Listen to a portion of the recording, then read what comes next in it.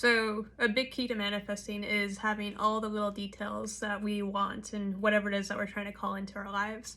And it's really good because it causes you to get very specific about what you want. And if you've ever experienced an effort of trying to manifest something but not being specific enough, there's kind of some comedic things that occur that go along with it.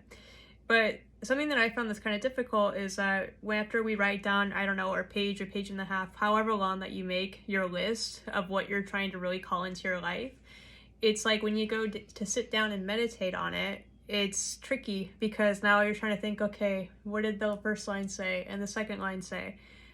And it's too much. It's like you can't recall back all that stuff. So what I find to be very useful with something like this is instead of like after you create your list, instead of having to remember everything on the list, is instead create a symbol. So let's say in the example that you are creating, trying to call in a partner, someone. So I'd write a symbol, something simple at first, like a heart, because I'd want that person to have a lot of love, or I have a big loving connection with them.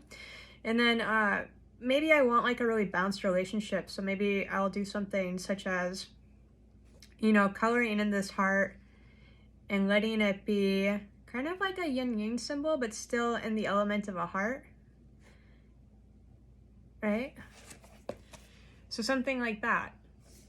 And then maybe this person that I'm calling in, I really want to have them growing with me, I want our process to be changing and moving upwards and onwards.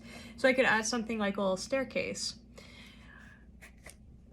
Now the staircase can represent, that changing in life that happens. And then maybe another really strong figure could be a huge circle, meaning that our lives are encompassed in this. Our lives are encompassed in love, balance, and growing together. And so now I've created a symbol that instead of having to remember my 15 things on my list, I could just envision this symbol in my head because I've now created this symbol based off the list. So this symbol now represents my list, and now I don't have to think about all those things.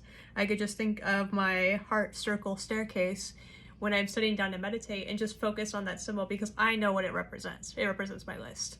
So I find this really useful, especially when your lists get really long. And it's also kind of a really great tool to use just to start incorporating more of the actual visualization process and also just being kind of creative with it. So hope you enjoy.